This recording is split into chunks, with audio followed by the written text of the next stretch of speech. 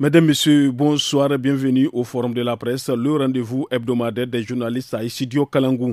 3 sujets ont dominé l'actualité cette semaine. Le bilan des inondations 2025 au Niger. À la date du 20 août, les inondations enregistrées à l'échelle nationale depuis le mois de juin ont causé 47 morts. À suivre dans le forum de la presse de ce soir, les analyses de nos confrères sur l'accident du bus d'une société de transport nigérienne en République du Bénin. L'actualité, s'est arrêtée du ministre du Commerce au sujet de la fermeture de certaines boulangeries ne respectant pas les conditions et les normes de fabrication du pain au Niger. Pour commenter et analyser tous ces faits, je reçois avec plaisir Memouna Diado, journaliste indépendante. Bonsoir Memouna. Bonsoir. Abakari Arimi, journaliste à la radio alternative. Bonsoir Arimi. Bonsoir. Et Ousseini Issa Jibo, journaliste indépendant. Bonsoir Ousseini. Bonsoir Mokhtar. À la modération, je suis Mokhtar Hamadou. Le forum de la presse sur Studio Kalangou commence dans un instant.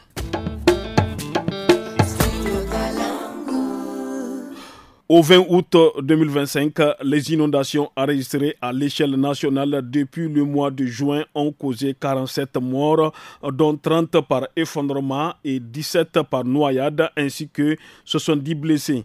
La Direction générale de la protection civile fait état de près de 8000 ménages sinistrés, soit environ 56 000 personnes, et de la perte de plus de 250 têtes de bétail. Mamouna Diado, face à cette situation, le gouvernement nigérien a déjà entamé une distribution de l'aide alimentaire d'urgence. Que reste-t-il à faire encore selon vous? Merci donc Mokhtar. Par rapport aux inondations, mais est-ce que l'aide alimentaire, comme on le dit, est-ce que l'aide alimentaire peut suffire? Ça ne peut pas suffire. À toutes les victimes? Ça ne peut pas suffire à toutes les victimes, toi aussi. Ce que toi tu manges, c'est toi qui connais oui, ça c'est des biens alimentaires. Oui. Il y a des biens non alimentaires qui restent. Oui, les biens non alimentaires qui restent. Ça veut dire que maintenant, il faut d'abord leur donner les nattes, les leur tentes. donner là où ils vont quand même être logés pour un début, avant de leur trouver peut-être là où les recaser aussi. Parce qu'il ne faut pas qu'on les laisse encore revenir sur leurs anciens sites. Parce que là, si on parle d'inondation, si les gens reviennent encore, c'est notre problème qu'il faut gérer. Maintenant, c'est l'aide, l'assistance. Il faut que d'abord, ceux qui ne sont pas touchés par ces inondations soient quand même solidaires à ces sinistrés. Ceux qui en ont les moyens. Oui, ceux qui en ont les moyens. Aujourd'hui, même si tu n'as pas les moyens, je pense que le peu que tu peux faire, c'est aussi causer, discuter avec cette personne. Au moins, lui montrer une petite, ne serait-ce qu'une compassion. Maintenant, l'État, là, on l'a toujours dit, on dit que chaque année, la saison pluvieuse vient avec ses dégâts.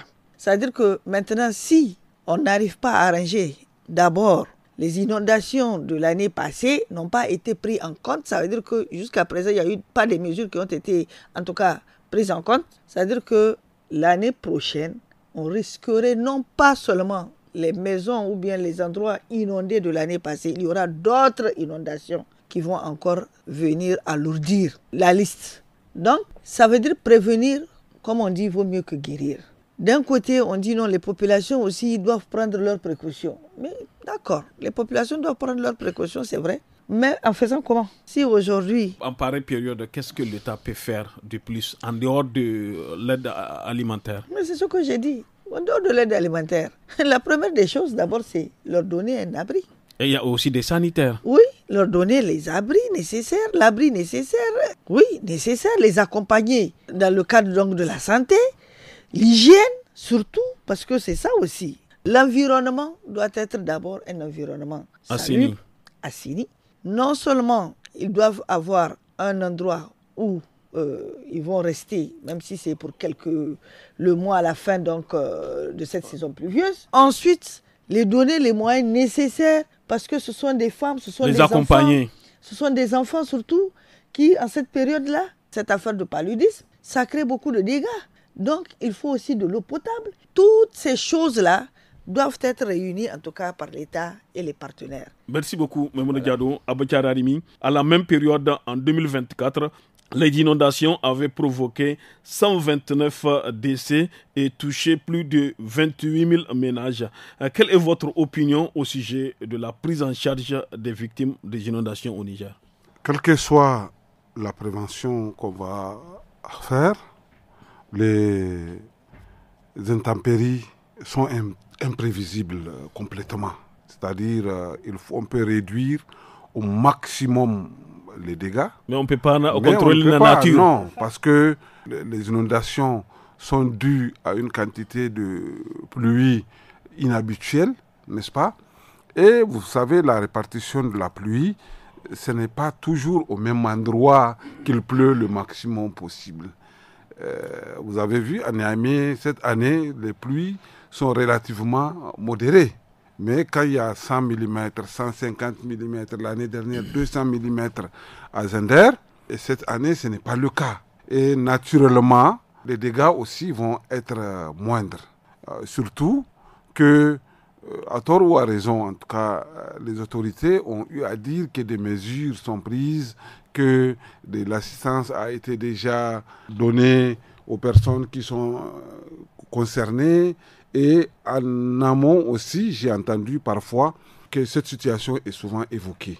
Bon, peut-être que aussi les gens ont quitté les endroits qui sont exposés à ces inondations et tout.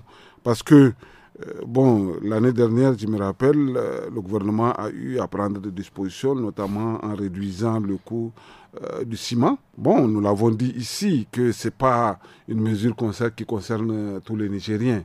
C'est une infime partie de Nigériens qui a le moyen de construire avec du matériel définitif.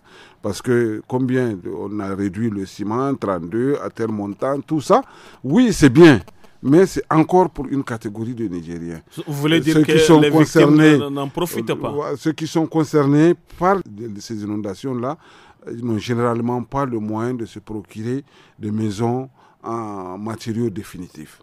Et même pour le Nigérien moyen, ce n'est pas du jour au lendemain qu'il peut construire. C'est le projet de toute une vie, souvent la construction, les logements chez nous. Et bon, je ne sais pas quel est l'apport des organisations internationales et nationales, en fait les ONG, je vais dire, parce que c'est leur domaine de prédilection. Il y a beaucoup d'ONG et associations qui sont spécialisées en matière d'assistance, c'est-à-dire dans l'urgence.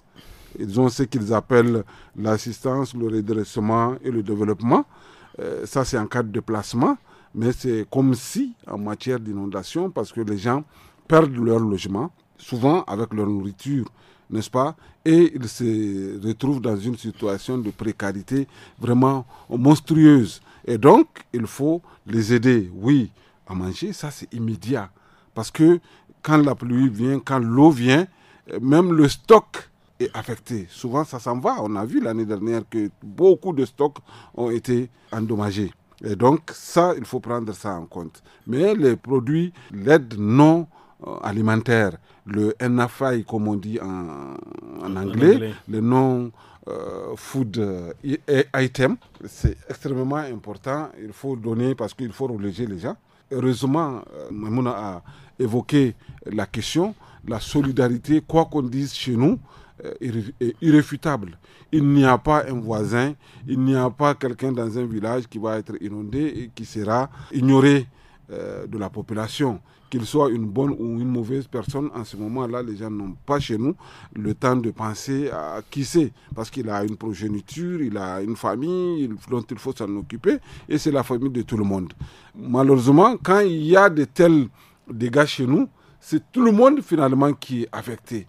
Parce que le peu que tu as, tu partages avec ton voisin qui est victime, avec ton parent qui est victime, ainsi de suite. Donc, le gouvernement doit continuer à aider. L'année dernière, on a vu le bilan de l'aide et ça a été une aide semble-t-il, autonome, souveraine, n'est-ce pas? On espère que c'est en train d'être fait, mais il faut le faire vraiment suffisamment. Moi, je pense que quelque chose comme la souveraineté peut être normalement marqué dans des domaines tels. C'est-à-dire que l'État renonce à des dépenses prévues pour s'occuper de ces cas d'urgence. Encore que la prise en charge de l'inondation est quand même prise en compte et dans le budget et dans le programme du gouvernement. Merci beaucoup, Armi. Ousseini Sajibo, que faut-il faire dans le court, moyen et long terme afin d'éviter des pertes en vies humaines, les dégâts et autres catastrophes à l'occasion de presque chaque saison de pluie? On n'est pas en train de tirer le bilan là, Mokhtar. Je pense que la saison reste encore, il continue à pleuvoir. N'est-ce pas? Il est prévu de pluie jusqu'en fin septembre, peut-être début octobre. Ça, c'est un bilan à mi-parcours qui a été présenté. Il y aura d'autres bilans qui vont être présentés, certainement dans les jours à venir, à la suite des pluies qu'on a enregistrées ces jours-ci, n'est-ce pas? Bon, qu'est-ce faut-il faire? Ça, c'est une grosse question. Il y a beaucoup de gens qui vivent dans des habitations précaires. Bien avant la saison de pluie. Bien avant, de tout temps. Il y en a qui n'ont pas les moyens. Ce n'est pas qu'ils veulent vivre dans des maisons en banco. Quand tu viens dans les quartiers traditionnels partout, ici à Niamey comme à l'intérieur du pays, c'est des maisons en banco. C'est des maisons qui sont vieillissantes. Il y a des maisons qui te font 40 ans, plus de 50 ans. On dit on a fait vente à prix modéré du ciment. 55 000 francs la tonne. Quand on essaie de voir un peu le coût, ce n'est pas à la portée de tout le monde. Le pauvre type qui cherche à manger, où est-ce qu'il a eu 55 000? Qui vit dans une maison précaire en banco. Construire une maison, c'est pas, c'est pas chose aisée en matière définitive. Parce que le problème, c'est le problème de l'habitat dans ce pays, le problème de la politique de l'habitat. Et la politique de l'habitat ne peut être menée qu'avec l'État. Créer les conditions pour que ne serait-ce que les travailleurs, mais pas seulement les travailleurs, y compris d'autres couches sociales, puissent accéder à des maisons, aux logements sociaux. Aux logements sociaux. Mais malheureusement, quand on voit souvent les coûts, ce n'est pas à la portée de tout le monde. Quand je me rappelle qu'on avait construit les cités Fessal, 105 logements, les maisons sont ici, tout ça. C'est des politiques de l'État qui ont permis de donner à des fonctionnaires de l'État, mais pas uniquement les fonctionnaires de l'État, parce qu'aujourd'hui, l'État n'est pas le seul emploi. Il y a d'autres dans le privé. Créer les conditions pour que le maximum. Trouver des mécanismes d'accompagnement, de soutien à ceux qui sont déshérités, des populations déshéritées, qui n'ont pas de revenus. Alors, qu'est-ce qu'il faut faire? Il faut que l'État s'investisse vraiment de manière sérieuse et de manière sincère pour créer des conditions, des mécanismes pouvant permettre à ces personnes-là de pouvoir disposer de maisons déjà. Parce que quand les maisons s'écroulent, je ne dis pas que c'est seulement les maisons en bon coin. Il y a y compris des maisons en matériaux définitifs en fonction de l'intensité de la zone d'habitation. Et la zone d'habitation, il y a des maisons qui s'effondrent. Il n'y a pas longtemps, il y a un immeuble en construction qui s'est effondré et qui a fait, je ne sais plus, on a dit 3 ou 4 mois, je ne sais plus exactement. Alors, quand il n'y a pas cette politique-là, il ne faut pas s'attendre à des miracles. À chaque saison de pluie, on va assister à ce genre de phénomène-là. Inévitablement, à moins que la saison ne soit une saison où il n'y a pas eu beaucoup de pluie, ou une sécheresse, une année de sécheresse, et on ne le souhaite pas. Mais tant qu'il y a des pluies, des fortes pluies, il faut toujours s'attendre à ce genre de phénomène et créer les conditions, parce que l'autre aspect aussi, l'autre aspect, c'est que quand on crée les quartiers aujourd'hui, on ne fait pas des caniveaux de drainage. Quand l'eau arrive, il y a des zones qui sont totalement inondables. Et l'eau va rester, ça va rentrer dans les maisons. Même quand c'est une maison en matériaux définitifs, la maison va s'effondrer. Quand l'eau reste dedans pendant des jours et des jours, vous n'avez pas les moyens de pouvoir l'évacuer. Il faut s'attendre à ce genre de catastrophe-là. Merci beaucoup à vous trois pour vos premières analyses sur notre premier sujet, le bilan des inondations 2025 au Niger. Chères auditrices, auditeurs et internautes, restez branchés. Il nous reste encore 2 sujets à aborder. On observe une courte pause. Passons à présent au deuxième sujet du forum de la presse sur le studio Kalangou. Selon le bilan final des autorités nigériennes, 43 personnes ont perdu la vie dans l'accident d'un bus d'une société nigérienne de transport tombé sur le fleuve Ouémé à Tio, Glazoué en République du Bénin. 9 passagers ont survécu et ont été hospitalisés à Savé. Abakari Arimi, l'accident de ce bus a endeuillé de nombreuses familles au Niger. Que peut-on davantage savoir autour de ce drame? Moi, en fait, ce qui me préoccupe même, c'est qu'on ne sait pas dans quelles conditions, qu'est-ce qui a causé les causes de l'accident. Ça, c'est vraiment assez préoccupant. J'ai vu un peu le pont par lequel ce bus a chuté. C'est normal qu'il y ait autant de dommages. Et malheureusement, nos bus, oui, en tout cas, en territoire nigérien, j'ai constaté que la limite de vitesse, en tout cas pour les bus que moi-même personnellement j'ai eu à emprunter, est vraiment respectée. J'ai constaté qu'un certain nombre de compagnies, quand ils prennent leur bus... Toutes les compagnies sont concernées par la limite du Normalement, et j'ai constaté qu'à plus de 90 km à l'heure, il y a une alarme. Déjà à partir de 90, ça commence. Et quand ça atteint les 100, ça sonne de façon à alerter tous les passagers. Et il y a même des numéros qu'on peut appeler. Et d'autres sont allés au-delà pour dire qu'il est possible même d'alerter leur direction pour dire que voilà, un tel qui nous a pris et dépasse la vitesse. On ne peut pas désactiver cette limitation? On peut désactiver. Mais moi, j'ai pris aussi, partout ça arrive, même là où la limite est respectée. Par exemple, il m'est arrivé de prendre des bus en Occident. Et la limite de vitesse chez eux, c'est 80 km/h. Et je t'assure, quelle que soit la distance, c'est à l'heure indiquée pile qu'on arrive à destination. Je pense que c'est faisable. La réduction de la vitesse. De la vitesse. Et on peut respecter. C'est bien respecté. Moi, je pense que, je ne sais pas, c'est pourquoi j'avais posé dès le départ le problème de l'origine. L'origine permet de savoir si c'est une origine humaine, si c'est défaillance technique de la voiture. Comment est-ce que c'est fait chez nous? Parce que c'est chaque jour, des dizaines et des dizaines de bus prennent les routes nationales et internationales. Le contrôle suppose un suivi aussi de l'autorité. Parce que les bus, c'est presque une révolution chez nous.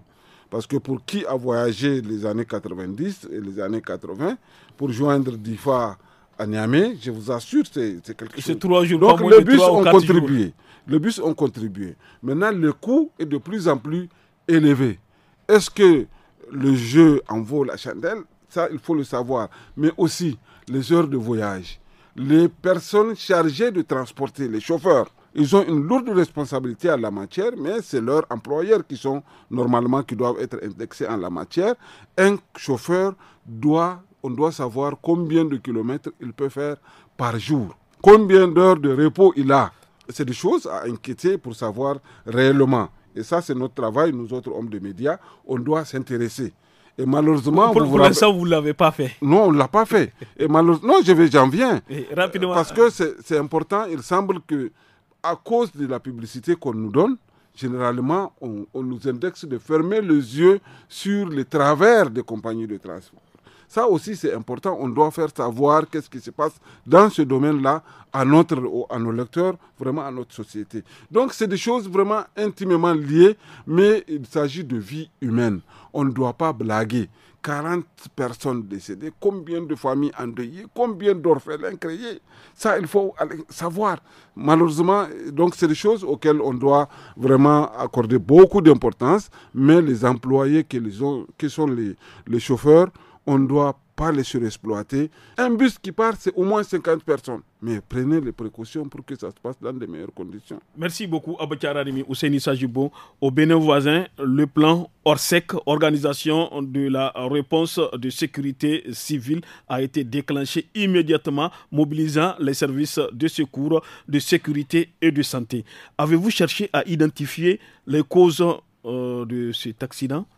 Je connais précisément le pont, là où ça se situe, et je connais la hauteur du pont. Et je connais aussi, comment dirais-je, le fleuve ou le bus. L'année dernière seulement, j'ai fait Cotonou-Niamey, machin, malgré... À travers les bus, malgré la fermeté de la frontière. Vous savez, la particularité, c'est que c'est un bus qui a quitté Lomé. C'est-à-dire le bus a quitté Lomé, qui est venu certainement la nuit, et qui a continué à rouler pour arriver jusqu'à dans la zone de Savé. Généralement, quand c'est ce genre de bus, il y a toujours 2 chauffeurs. Imaginez, vous vous levez, vous roulez, il se relaye.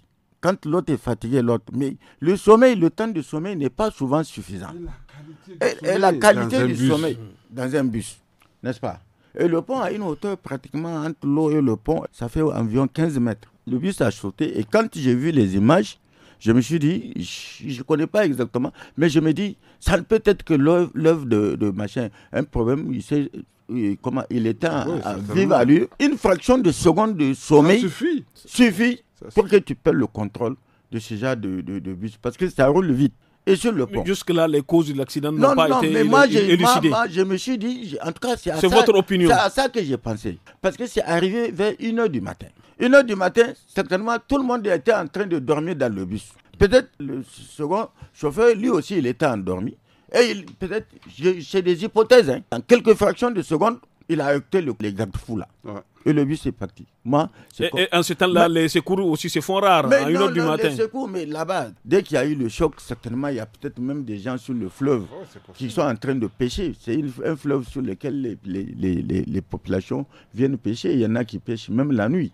Ils ont dû entendre, et puis le choc, il y en a, c'est pas des villes comme chez nous où à tout moment tu vas trouver des gens. Mais je me dis quelque part, on peut mettre fin à ça. Ici, chez nous, les bus ne roulent plus la nuit. On a interdit. À partir de minuit. À partir de minuit, il faut arrêter. Les gens doivent dormir là où ça vous a trouvé, les gens dorment. Jusqu'à 6h du matin. Jusqu'à 6h du matin. 5h du matin. Si c'est le départ aussi, c'est à 4h du matin, ils sont arrêtés au niveau de la sortie jusqu'à ce que. Au poste de péage. Voilà. Mais là-bas, dans ces pays, au Bénin comme au Togo, les bus roulent à tout moment, de jour comme de nuit. Alors, imaginez quelqu'un qui a roulé toute la journée. Peut-être qu'il n'a pas eu 2 heures de temps de repos ou de sommeil. Et puis, il a été relayé par un autre qui n'a pas eu 2 heures de temps de sommeil parce que tu dormais dans un bus avec les secousses, avec les arrêts et tout. Tu n'as pas un sommeil réparateur. Tu te reposes juste un peu, mais le sommeil peut revenir à tout moment. Maintenant, qu'est-ce qui se passe? Le problème, les bus qui sont de l'autre côté. Parce que les compagnies ont des bus de l'autre côté. De l'autre côté du Bénin. De l'autre côté du Bénin. Tu viens jusqu'à Malanville. Ils s'arrêtent à Malanville. Il y a des bus qui sont par là. Les passagers qui sont là, quand ils traversent le fleuve, ils prennent des bus par là. Ça veut que si ceux-là du Niger, ils peuvent dormir, ils peuvent se reposer. Mais ceux qui font les longues distances là, de l'autre côté, ils roulent en plus la nuit. Imaginez conduire un véhicule pratiquement. Peut-être que tu as un jour de repos seulement. Le lendemain, on te dit, reviens, tu dois aller sur tel axe. Assis dans le bus, vous n'avez pas la parole à oui. Même toi qui es dans le bus, évidemment, même toi qui es dans le bus, tu es fatigué, tu es pressé d'arriver à destination parce que tu es fatigué d'être assis avec surtout les responsables des compagnies qui ne voient que la rentabilité. Ils ne voient pas les risques. Mais bien sûr, les vies humaines qui sont exposées. Merci beaucoup, Hussein Issa Djibo. Memoune Diado, le gouvernement béninois a rappelé aux compagnies de transport et aux conducteurs de respecter scrupuleusement le code de la route afin de prévenir de tels drames. Selon vous, y a-t-il des mécanismes de prévention de ce genre de drame? Mais le mécanisme de prévention, je pense que Armi l'a dit et Hussein aussi. Le système de limitation de vitesse. Mais il y a aussi les vitesses techniques que font. Oui, il y a ça aussi. Et il y a également la bonne santé aussi du bus. Hein. C'est ça aussi. Carrément, c'est ça. Parce qu'aujourd'hui, on a comme l'impression que les parcs automobiles des compagnies sont vétustes. Il n'y a pas assez de bus qui sont en bon état et qui peuvent faire le trajet là. Parce que j'ai comme l'impression que le bus avait quitté d'abord Bamako parce que c'est immatriculation. Ça a été immatriculé au Mali. Au Mali. Donc ça veut dire que le bus a quitté Bamako pour se rendre au niveau de Lomé. Et de Lomé, le bus a pris encore d'autres personnes parce qu'il y a d'autres qui sont descendus au niveau de Lomé pour continuer sur le Bénin. Et du Bénin, il y a les Nigériens dedans qui viennent du côté donc du Niger. Donc le problème, il faut regarder le trajet d'abord. Il roule vers le nord du Mali pour aller vers le nord Togo pour pouvoir rentrer dans Togo et puis aller au niveau donc du Bénin. Donc le trajet est même difficile d'abord. Deuxièmement, il faut que les compagnies mettent également les chauffeurs dans les conditions. Un chauffeur qui doit rouler combien de kilomètres, qui n'a pas de quoi également subvenir donc à ses propres besoins élémentaires, il faut aller se demander le salaire qu'on leur paie même. Est-ce que c'est un salaire lourd aujourd'hui qui peuvent aujourd'hui suffire même à entretenir leur propre famille et à s'entretenir eux-mêmes? Il y a également la situation où aujourd'hui les compagnies ne veulent pas mettre de l'argent pour pouvoir prendre ceux qui sont plus expérimentés. Il faut se dire la vérité. Quand on veut prendre, par exemple, un chauffeur... Avant d'engager un chauffeur. Avant d'engager un chauffeur, est-ce qu'il y a l'enquête de moralité? Est-ce qu'aujourd'hui, il y a ces discussions de cette compagnie-là vers ces chauffeurs pour leur dire que, attention, vous avez combien de personnes dans le bus, faites très attention. Quand un chauffeur revient là, il faut savoir que ce chauffeur-là a parcouru combien de kilomètres pour venir. Donc ce chauffeur-là a droit au moins à 48 heures de repos. Mais quand tu viens, on te dit demain tu dois encore débarquer pour aller de l'autre côté. Mais l'être humain là, c'est pas un robot. L'être humain a besoin de se reposer. Tant qu'il n'y a pas ça là, parce que tout ce qui va arriver, ça sera sur le dos du chauffeur. Et les routes sont impraticables en saison pluvieuse. Mais là, si l'État du Niger a interdit certaines choses, il faut que de l'autre côté, nos voisins aussi essaient de réglementer, ne pas les permettre de rouler, en tout cas toute une nuit. Merci beaucoup pour vos points de vue. On prend une courte pause avant d'amorcer la troisième et dernière partie du forum. À Niamey, 9 boulangeries vont être suspendues pour non-respect des normes malgré un avertissement. Cette décision fait suite à des inspections menées par le ministre du Commerce les 3 et 4 août dans une vingtaine d'établissements. Les 86 boulangeries de la capitale ont été invitées à se conformer aux règles d'hygiène fixées par les autorités. Ousseini Sajibo, au cours du mois de juillet 2025, une inspection de l'agence de météorologie et de normalisation et de certification avait dressé une liste de 86 boulangeries présentant des risques. Que peut-on retenir au sujet de cette annonce de suspension de 9 boulangeries pour manquement aux normes d'hygiène? Bon, mais d'abord, je commence par l'initiative, le fait d'inspecter. C'est une bonne chose. Non, c'est une très bonne chose. Ça veut dire pendant des années, on mangeait du n'importe quoi. Sans le savoir. Sans le savoir. Mais parce que quand tu viens à la boulangerie, tu t'arrêtes au guichet. On te sert le pain, tu t'en vas. Mais dans quelles conditions? Quand je dis c'est une bonne chose, le fait d'avoir inspecté pour voir les conditions dans lesquelles le pain était fabriqué. Parce que tu viens, si c'est le pain chaud, tu es content, tu as du pain chaud. Peu importe la qualité. Mais quelle qualité? Comment tu peux déterminer la qualité, toi, client? L'essentiel, peut-être quand le goût, tu vas sentir le goût, tu vas dire peut-être c'est la farine. Mais les ingrédients qu'on met, tout ça. Ça a permis aux Nigériens de savoir ce qu'ils sont en train de manger à travers cette inspection-là. Et on a vu, et aujourd'hui, tout le monde, en tout cas, quiconque dit qu'il n'est pas content, moi je dis, la personne, c'est un hypocrite. Parce que ce que tu mets dans ton ventre là, ça doit être la qualité. Maintenant, on a demandé aux boulangeries qui ne sont pas en normes, dans les normes, de se conformer aux normes. Il y a eu les parties pour inspecter. Finalement, il y a 9 boulangeries qui ne sont pas encore dans des conditions, comment dirais-je, normatives. On leur a demandé d'essayer d'arranger. Moi, je dis que c'est une très bonne chose.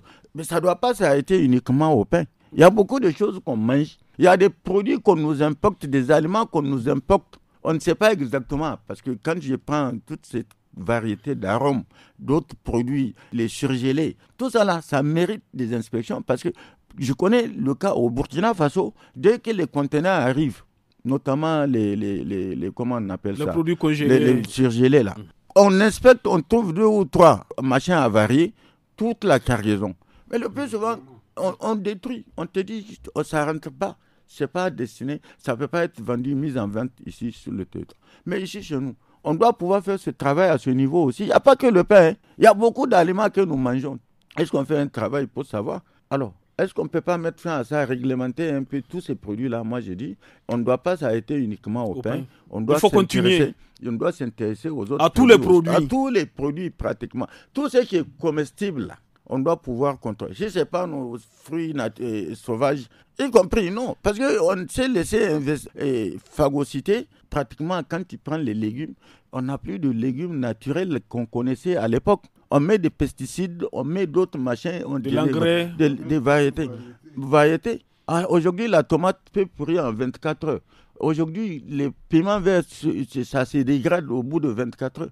Tu peux comprendre ça? Merci beaucoup, Ousseini Sajibo. Memouni Diado, selon le ministre du tutelle, toutes les 86 boulangeries ont reçu la notification de se conformer aux normes d'hygiène édictées par les spécialistes à l'issue de sa visite. Quelle est votre opinion au sujet de cette nouvelle réglementation? Mais je trouve que la nouvelle réglementation, elle est bonne. Parce que là, ce sont des mesures qui entrent dans le cadre de prévenir et également de mettre les consommateurs du pain en sécurité. En sécurité. Je suis vraiment confuse parce que je me dis que comment est-ce que quelqu'un qui qui a créé une boulangerie se permette de ne pas mettre les conditions nécessaires pour la fabrication, la préparation donc, du pain. Parce que là, il faut d'abord regarder dans quelles conditions même les agents sont en train de travailler. Les mesures de sécurité, c'est quoi? Ils ne sont pas venus de gants, ils ne sont pas venus, en tout cas, de chaussures adaptées. C'est comme s'il faut venir travailler et puis faire le pain et puis s'en aller.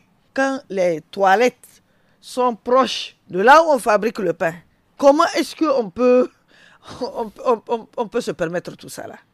Le pain que toi-même tu prépares, tu t'alimentes avec le pain d'abord, avant, par exemple, de donner ça au consommateur. Ça veut dire que toi-même, tu te mets en danger et tu mets les autres aussi en danger. Maintenant, les mesures, je suis d'accord, carrément d'accord, qu'on ferme les boulangeries et les pâtisseries qui ne sont pas en conformité. Maintenant, est-ce qu'on doit s'arrêter à ça uniquement? C'est ça. Merci beaucoup, Mme Gado. Abakar Arimi. Moi, je pense qu'il faut pousser. Il faut pousser les réflexions un peu loin. Merci beaucoup, Abakar Arimi. Cette visite fait suite à un arrêté publié en juillet 2025 par le ministère exigeant à ces boulangeries de se conformer aux règles d'hygiène, de santé, de la mesure du poids de pain, mais aussi de la qualité de la farine. Que faire pour amener les boulangers à se conformer à la loi en vigueur au Niger, rapidement? La loi, d'abord, on dit nul n'est censé ignorer la loi. Et celui qui a une boulangerie a vraiment la possibilité, les moyens de s'entourer de toutes les précautions avant d'entreprendre cette activité.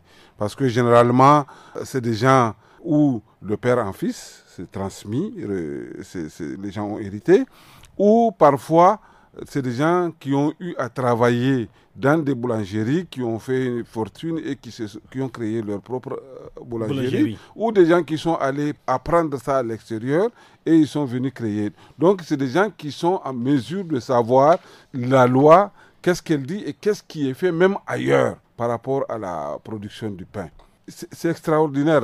La veille de cette décision-là, je me rappelle, les enfants m'ont dit « Ah, papa, le pain que vous amenez là depuis 2 jours, la farine là, apparemment, est vieillie. Il ne faut pas amener. » J'ai changé de boulangerie. Je ne suis pas retourné à la même boulangerie parce que j'attendais qu'au moins son stock finisse, puisque c'est ça aussi. Tu achètes quelque chose, tu as déjà tout payé, tu ne veux pas mettre ça à l'écart, tu fais consommer malgré tout à tes commandes, à tes clients. Et puis après, bon, tu changes. Peut-être qu'entre-temps, ton fournisseur a amené meilleure qualité. Et ce matin seulement, on parlait de cette affaire de nourriture, d'hygiène autour de notre alimentation. Aujourd'hui, le pain, heureusement que cette enquête a été faite. Ce matin, donc, on en parlait et on dit il n'y a pas que le pain. Et il faut voir dans quelles conditions notre viande est servie. De l'abattoir au vendeur, le boucher, n'est-ce pas, le transport. Voyons, ça aussi c'est extrêmement grave. Mais au-delà, aujourd'hui, sortons tout simplement de ce studio-là. La première vendeuse de Tchétchéna ou de Farimassa qu'on va trouver au coin de la rue, à côté d'un Imandis. C'est sûr que si on a la possibilité de chaque matin parcourir, remettre le ticket de 100 francs à chaque vendeuse, on a aussi la possibilité de créer pour que l'hygiène prévale autour de ça. La boulangerie. Moi, je suis un très grand consommateur de pain. Rapidement. Ouais. Tu pars, le gars, il te prend l'argent les mains nues. C'est le même qui va venir chercher le pain pour te donner. On sait l'argent, vraiment, comment l'argent est exposé, circule.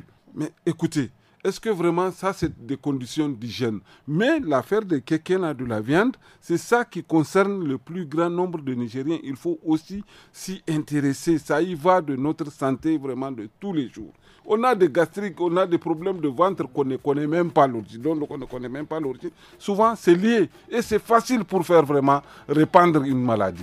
Nous sommes au terme de ce forum de la presse du studio Kalangou. Merci à nos invités, Memouna Diado, journaliste indépendante, Abba Kari Arimi, journaliste à la radio alternative, et Husseini Issa Jubo, journaliste indépendant. Merci à vous tous, chers auditrices, auditeurs et internautes, pour votre fidélité au programme du studio Kalangou. Merci aussi à la technique assurée par Issa Lawali. C'était Mokhtar Hamadou à la modération du forum. Merci à toutes et à tous. À bientôt.